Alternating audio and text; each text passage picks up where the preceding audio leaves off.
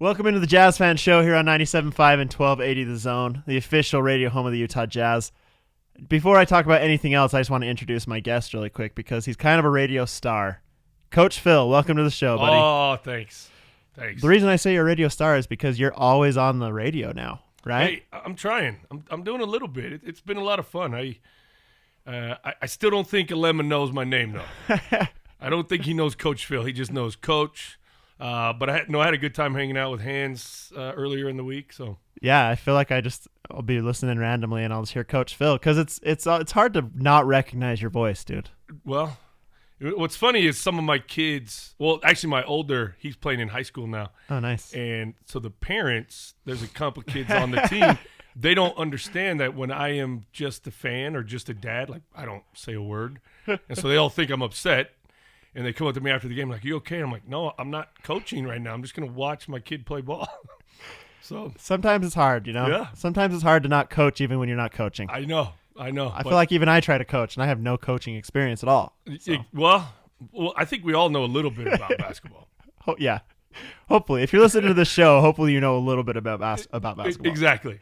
So the reason I brought you here, okay, other than just friendship, right? Right. No, I like to get a little bit of information about the league, kind of see what your mind thinks about certain things that have been happening around the league and with the Jazz especially. So this week we played the good old Los Angeles Lakers, right? Lost our second in a row to them. Spoiler alert if you haven't heard it out there or seen it out there, but or are not on social media or anything. Yeah. Basically, if you were in a coma for the past week. No, I just want, are the Lakers legit, man? Are they as good as people think they are? Because in my head, I always undervalue them because it seemed like they were just the Pelicans from a couple years ago, right? It seems like it, but I don't know. I really do think LeBron is on a mission. I think he's been listening to people, and you see in everything he does is the washed king or washed year or whatever. So I think he's on a mission, but I think it's also to keep Anthony Davis there. Yeah. And he's talked, and I think it's to kind of shut everybody up, and he didn't say he was already going to re-sign. And so I think they're all kind of on that mission to put a little bit more into it. They've got good pieces around those two. Yeah, it's weird, man. Like I feel like when they built the team, I was like, okay, so that's Anthony Davis and LeBron James, and that's it. But it seems like they got some other guys contributing in a big way. Well, and Danny Green stepped up. Dude, stupid Danny Green. I know. He just, everywhere he goes, it just seems like he's one of the main guys. Well, and I didn't think – well, I mean, obviously he's never done anything without a major. I mean, he went with Kawhi to Toronto. Yeah, that's true. And then now he's in L.A. and he's got either LeBron or Anthony Davis, and so – he's such a good shooter that those guys draw the double teams. Yeah.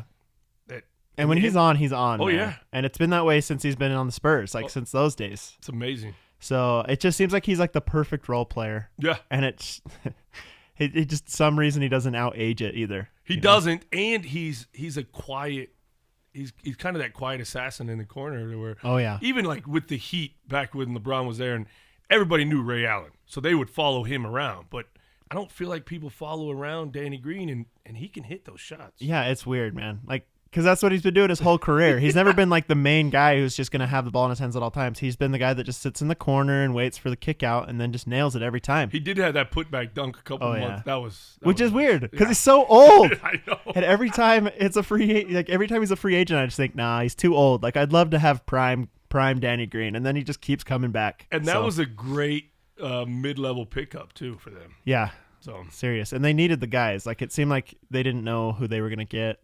But once again, I'm going to tell you, my children love LeBron. I will never, ever, ever buy anything Lakers in an adult size. So those shirts are fitting you pretty tight then is what you're saying? Oh, man. I have no Lakers stuff. That's good. That's good to hear, especially here on the Jazz Fan Show. Hey, I knew you wanted to be in today, man. I'm rocking some Jazz stuff. I know. I appreciate it. The green and yellow. Yeah. Honestly, I feel like I have a lot of that green and yellow merchandise or whatever from the Jazz, and they don't have any of that anymore. No, the Oregon Ducks colors, right? The Oregon Ducks, but I like it. It's a good hoodie.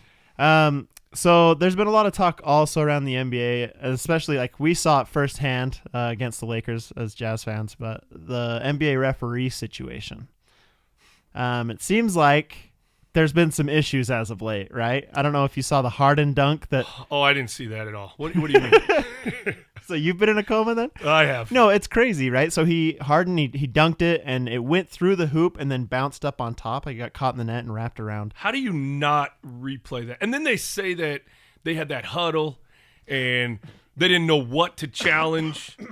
Yeah. But they knew something was wrong, but they didn't know what to challenge, and then it was past the 30 seconds. Like somebody somewhere had to watch that and go, hey. Like, how are there no exceptions? Yeah. Like. And now they're talking about either replaying the game or just giving the win to the Rockets. Right. I don't know. They were saying, yeah. Go ahead. They were saying that they were planning on protesting the loss or whatever, and that they wanted to either get the W, like you were saying, or like replay the end of the game. Yeah, replay the last 7 minutes. Yeah. Like, how do you do that? Yeah. Where you guys meet in a parking lot? Yeah. But there was also, I don't know if I saw the highlights from the Lakers Jazz game, but there was the one where LeBron, he like carried it and took a couple steps and kept dribbling it. And then somebody in the crowd yelled at him and he was like, that was the worst travel I've ever had or something. But how do you miss that call? Right. Like, how are there's just no way to look at it again? We have these review rules and stuff for certain things, but it seems like they don't help in a lot of situations. And then the situations that they do use it just drags out the end of the game to the inevitable same finish anyways. Right. There was a call on Rudy Gobert, which, by the way, his first 3 fouls against the Lakers were not fouls. I saw those, and I agree. They took him out of the game completely, and the Jazz can't survive like that, right? No. Yeah, especially with somebody like Anthony Davis. Right. And they have the Lakers, dude, like with Anthony Davis, and they got McGee in as well. Like, that's a big team. They got LeBron James running the point. And Dwight Howard all of a sudden wants to play basketball again? Seriously, man. And he's in a Lakers uniform. It's so ironic, right? Don't you think? Because he was so bad there before, and I thought it would just be the same. But for some reason, they're figuring it out there. And I think JaVale's time in Golden State actually worked well for him. He's no longer a clown like he was when he was with Washington. It seemed like he was on Shaqtin' a Fool like every time I saw it. Yeah, I think the show was made after him, I think. Yeah. Like, you could probably get on YouTube and just see JaVale McGee Shaqtin' a Fool like compilations. I probably. That are hours long. Somebody look that up for us. Send us that link. That's right. So yeah, you agree with me though that the refs are terrible and out to get all of us. How bad is the Westbrook Harden combination? Man, that game that they won. So how does Harden put up 50 and then go 24 for 24 from the line? Between Harden and Westbrook, they shot 18%. Yeah. 18%. He's figured out how to just do it, man. Like, it doesn't. I feel like James Harden has just exploited the loopholes. What was that? What was his interaction with the crowd? Did you see that? I didn't see that. When one of the guys yells out and he says, "Nobody wants to see a free throw contest," and then Harden immediately yells back at him, "Nobody wants to see people get fouled." So he's like yelling back at the heckler while he's at the free throw line, and then he goes 100% 24 for 24. And everyone's like, "We can't see your mouth, dude. It's covered by a massive beard. What is that thing?" If we can't hear your words, we can't tell what you're saying. Exactly. No lip readers. Yeah, the Westbrook Harden situation, I hate it personally. Like, I hate watching it, but at the same time, I'm scared of it. Like, I'm scared that they're going to be the team that somehow figures it out and comes out of the West. Unless that's the Lakers. Like, I want to ask you, like, who do you think? Like, do you think the Lakers are coming out of the West this year? No, I think the Clippers will. You think Clippers figure it out? I think those two guys are in their prime, and then they've got the defense with it.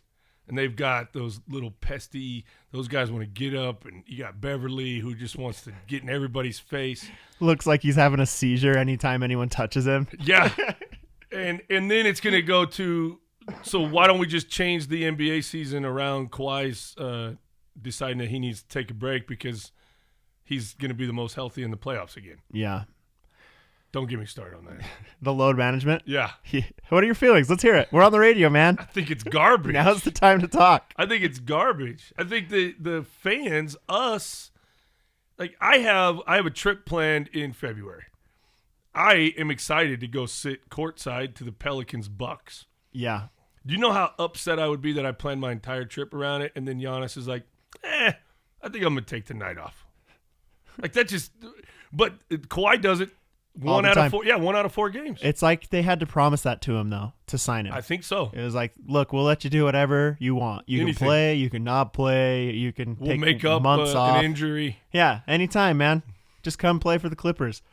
So you think that – so Anthony Davis, LeBron James, if they're healthy, you think that a Clippers team with Paul George and Kawhi Leonard healthy beats that team? I do, because I think the defensive is better.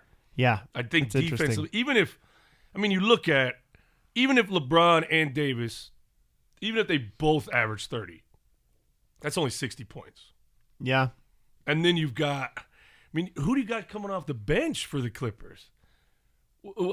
Crawford? No, it's not Crawford. It's Lou Williams. Oh, yeah. Always. That guy can get you 30 any night when Kawhi and Paul George are both like, It's kind of a Jazz killer, too, Lou Williams. Yeah. And so I think with the defense that the Clippers have and the healthiness of Kawhi, if he stays healthy, I think they'll make it.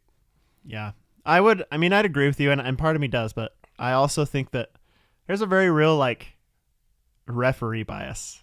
Yes. I feel like they kind of give a lot of stuff to that Lakers team. Well, they want the Lakers to be relevant. I know.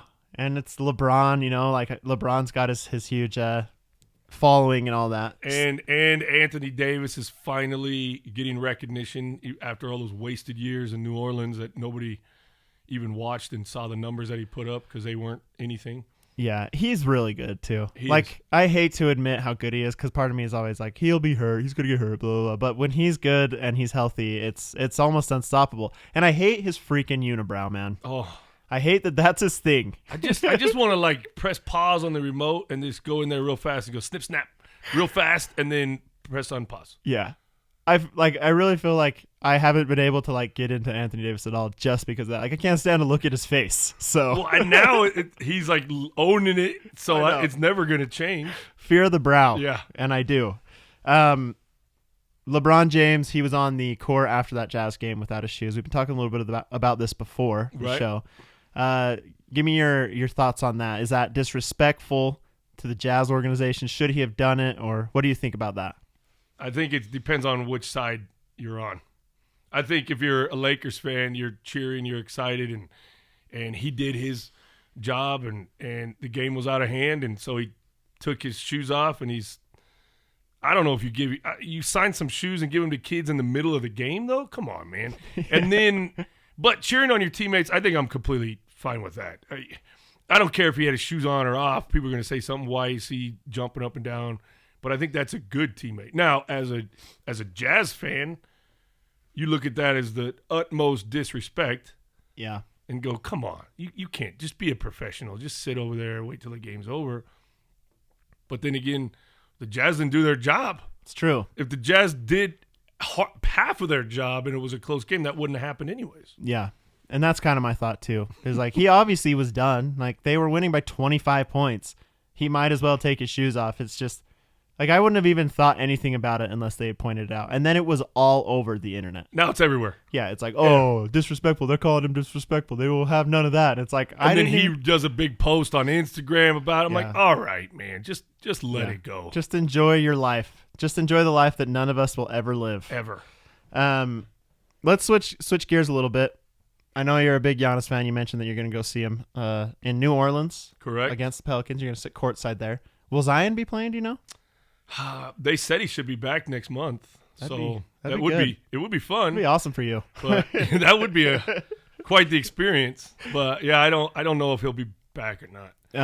Who knows how much weight he's put on?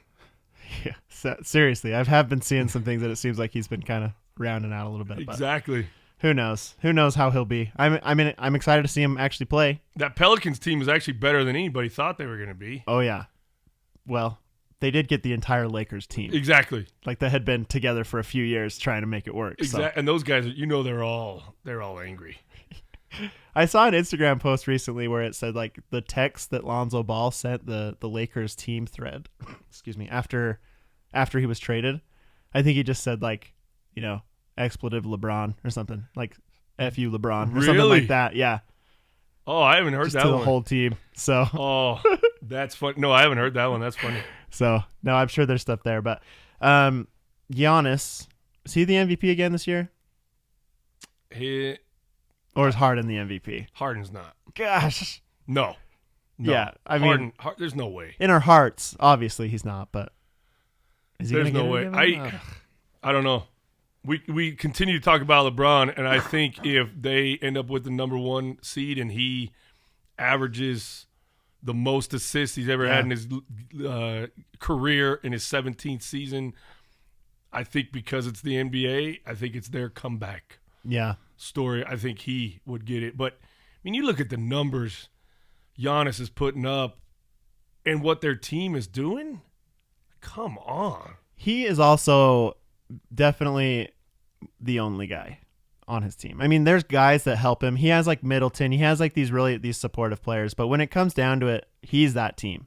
Well, you think about, look, Middleton went down for 10 games. Yeah. And they throw in Dante, who was in the G League last year, and they throw him in as a starter, and they still have their same people coming off the bench, and it didn't cause a hiccup at all. You got like DiVincenzo or whatever that guy's name is. Dante DiVincenzo. That's his name. But I think it's their system, too. Yeah. And so, especially with the improvement that he's made in the offseason of having an outside jump shot, which they can't put that wall up on him anymore, I mean, the sky's the limit for him as far as he continues to get better, as long as, obviously, the main thing to everybody is you got to stay healthy. So were you a Giannis fan first, and then it became a Bucks fan type thing, or was it? I was both, and so one of the coaches that I look up to the most was a shooting coach with the Milwaukee Bucks, and so I loved them back even when Ray Allen played on them, and then when I came here and I became friends with him, so I've always had that love for the Bucks, but it became overwhelming when LeBron left and went to the Lakers. And so you couldn't root for him anymore? No, I'm done.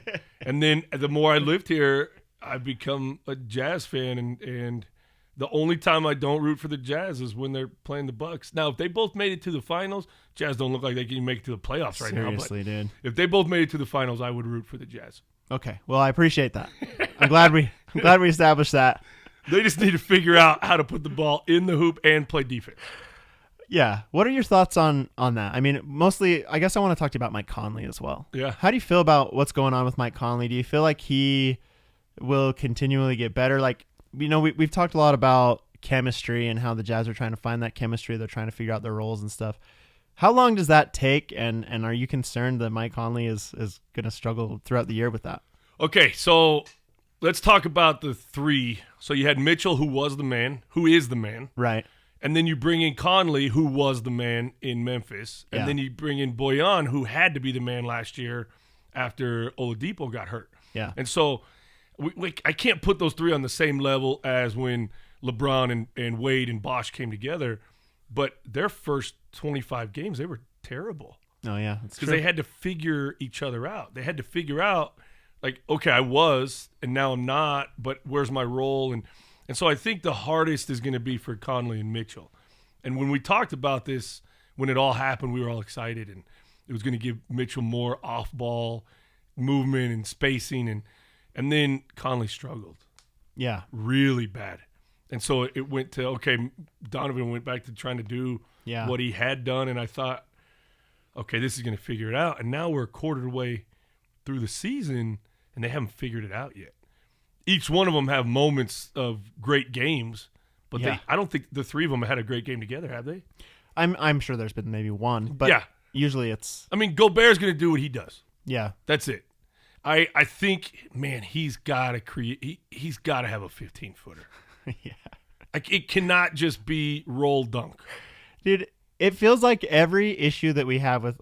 Like, every flaw that a player has, and it seems like each player has, like, one flaw that kind of presents itself more than the others. It seems like those are just, like, overtaking every other aspect of their games these years. It's like everybody's flaw all is coming out together. Yeah, seriously. Like Donovan Mitchell's playing hero ball. Like he feels like he's the only one that can do it. So he's kind of, the ball's not moving very much. Then you got Rudy Gobert. He can't shoot. He can't make a hook shot. It seems like most of the time he's having trouble like catching the pass, right? Yeah. Whether that's, his hands or the fact that he's being fouled every time or whatnot. And then, it's like Conley. It seems like he's struggling with certain things that we kind of feel like he shouldn't be struggling with. But I don't know. It's really weird to see it. It's got me a little bit concerned. Yeah. How excited we were this summer? Yeah. We were talking about it, and now we're into December, and we're all like, I'm glad you mentioned that Heat team, though, because that team, I don't know if it was that year, but they did go on like the longest winning streak of all time, right? Yeah. 20-something. Yeah. I've heard interviews with Chris Bosh where it seems like he talks about that run more than he talks about even their championships. Like he feels like that's like a huge accomplishment for them, which it is, but it's just funny to hear. And now that you mention that, like it gives me a little bit more hope. So thank you, I guess. Maybe thank you. Hopefully, I don't know. Hopefully. Like, maybe that's just going to break my heart even more. I think they'll figure it out. I think when it all happened, everybody, didn't matter who they were placing them as a 2 or a 3 seed. Yeah. And I don't think they'll get that high, but I think as the year goes on that they'll figure it out and we'll have a much better second half. Man, this last road trip they went on was rough. Yeah. Yeah. It's good that they're getting a couple of days off right now. And they'll be able to have a practice or two. It was rough. Like it almost seemed like they were just trying to get it over. Yeah. Like that funny. Sixers game was like, really? And when they landed, Donovan Mitchell posted like finally, like he's finally home, which was like you could tell that he'd been, it had been a long trip, and it was a long trip. It was like 10 straight days. It was. That's a long time to be in airplanes, hotels, plane, no practices, no family over Thanksgiving. Yeah, like that's how long it had been. They've wow. been playing since Thanksgiving, before Thanksgiving. Holy cow! So. Yeah, that's a long time, man. Do you think that the team ball aspect is a little bit overrated? Like, do you think we're overrating playing as a team and like that chemistry? I know that it's important, but is it as important as we think it is? I think it is. Me personally, I think that's the number one way that teams win. And when you can go all the way back to the big shots that the Bulls hit, right? And not the one against the Jazz, but you talk about Paxson, the shots that he would hit, or Kerr, the shots that, and it was because it was the team ball. And so you go all the way back to that era, and you look at how the teams are winning now. Like, look at, I don't know, is there an asterisk next to that Raptors championship? But I don't know. Yeah, maybe. I don't think they care. Did they give them real rings, or were they like, these are CZ because you guys didn't really win? And you had a temporary player. Oh. How weird is it not even talking about the Warriors anymore? It's weird. Did you hear that they canceled that game against the Jazz? It was on ESPN. They didn't cancel it, but they canceled the ESPN broadcast of it. Yeah, because they're terrible. Yeah. Well, they want to see the Jazz play the G League Warriors? Seriously. The problem is that the Jazz might lose. Because the Jazz seem to always like underestimate the G League teams that roll in here. Seems like once a year there's always a team that beats the Jazz that has no business beating them. Yeah, I still don't think ESPN wants to show that. Yeah, no, I know. Plus, the Jazz aren't playing very well either. So no, but I don't know. We talked about those three, right? If those three could figure each other out, they don't all three have to have a big game at the same time. But when one has a big game and the other two are just completely struggling, that's where the team is breaking down. Is because Mitchell puts up so many points, and then Conley's like, oh, I gotta get in, and then he goes 2 for 17. Yeah. Well, maybe, shoot. I get that. But maybe when you're 1 for 10 and somebody else is making them, how about you just play point guard and set them up instead of continuing to shoot? And I think that's what they need to figure out. And so that part of what Coach Snyder does is bring that team together. And yeah, I think they'll be fine. They just need some time. They also need to quit shooting mid-range shots. Not quit, but take it when it's there and don't take it when it's not. Yeah. And like, I don't know. It seems like with Conley especially, his floaters have been off all year, which was like his bread and butter his whole career. Do you think it's elevation? Do you think he's trying to learn how to live in Utah? I've definitely thought. I've had millions of thoughts. Obviously, every time he misses a shot, I have like 10 different thoughts as to why that shot didn't go in. But I've definitely thought about it. Like, is he getting used to it still? Does the ball float different here, man? I don't know. The air's thinner. It goes a little further, right? We're trying to figure out anything. We're just throwing something against the wall. It's definitely not his fault, though. No. It's definitely outside. Oh, yeah. Outside sources or forces. Okay, sorry. I've kept you a little bit longer than we expected. I did want to talk to you about one more thing. Have you heard about the talks about the new format for the season? So, not like it's not a done deal, right? But I've heard that they're thinking about like a mid-season tournament, maybe. I don't like that idea. You don't? I don't like that. Why not? Well, I mean, the NBA, you play for a championship. Yeah. What's the mid-season? What is that going to be? It feels like a participation award to me. Yeah.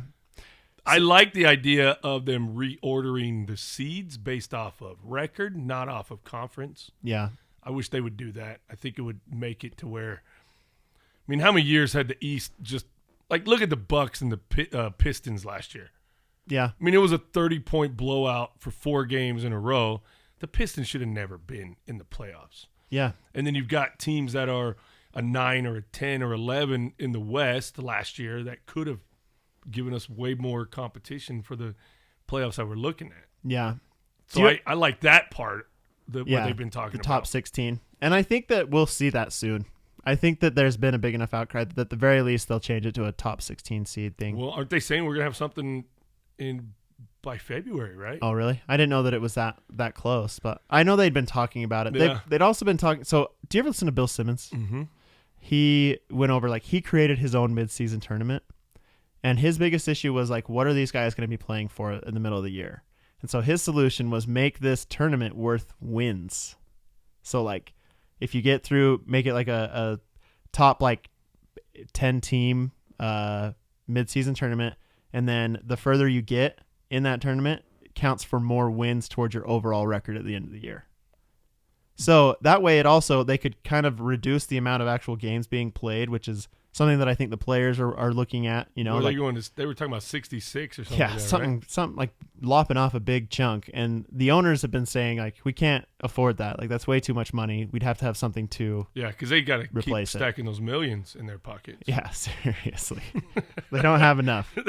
They definitely need more. But I don't know. Do you feel like I guess my overall question for you is, do you feel like these changes need to happen? Do you feel like they discount past championships or past playoff performances or anything like that? Or well, the change that I really think should happen is they move the 3 further out. Really? It's become a huge part of the game, and now they're all numbers and statistically driven and all of those things. Well, if these guys are that good, why don't you move it out even further and get us back to playing actual basketball instead of let's jack up 63s a game because statistically we score more points that way. Yeah. That would be a change that if it was me, I would look at that. I have hated the idea of the midseason tournament the whole time. I had not heard that part about where they would get additional wins at the end. I really like the idea of reseeding. Yeah. I think that would give us more competition because you look at the East and the guys that are in 6, 7, and 8, they're like, oh, we'll make it. We'll make a little more money. But they're not. They shouldn't even be in there. Yeah. He actually had a solution for that as well. Oh, yeah? What was that one? He wanted to do only the top 5 seeds in each conference get into the playoffs, and then they have a play-in tournament for 6 through 11. I like that. So you have a single elimination. Make sure the teams that are winning at the time get into the playoffs. Well, I like that, and I think, obviously, we don't ever talk about football on here, but I think NFL, they should get rid of their conference champions, and just bring in the top 6 teams from each conference in there. I think that change would work for that, but I like that idea. The conference champions and then a play-in, Yeah, there's just part of me that feels like maybe the players from the past would have an issue with it because that's not how they did it. There's a certain tradition in the league and things like that. Whatever. You see how Jordan talks about Curry as if he's not a Hall of Famer. Really? The guy changed the game and you tell me he's not a Hall of Famer? Get out of here. Okay. All those old heads, They want to see how it was. What could you imagine in this day and age the fouls? Could you imagine? I mean, look at the uproar of LeBron taking his shoes off. Yeah. Could you imagine a Bill Laimbeer foul on Rudy Gobert? Yeah, I think about that all the time, man. Did you hear what John Stockton was saying? How he felt like Karl Malone would score 100 points a night because no one could stop him. And if they tried, they'd foul him every single time. Like, no one could keep him from scoring because he'd either get to the hoop or that you'd foul him and he'd make his free throws. All I know is the greatest commentary I've ever heard was when Bill Walton said, Karl Malone has the greatest body ever built to man. I still remember that. He probably still does. Let's get real. Oh. All right. Well, Phil, we've had you on here for over half an hour now. Man, so. I appreciate it. It was a good day. No, it's good to have you. Ryan just went to Mexico all of a sudden, so we had to. It's nice to have a replacement. You know? Maybe he needs to go to Mexico more often. We do this a little more. Yeah, he should be worried about his job, I think, a little bit after this week. We'll tell him to literally pound sand. All right. Thanks, Coach Phil. It's good to have you. Yes, sir. Thanks.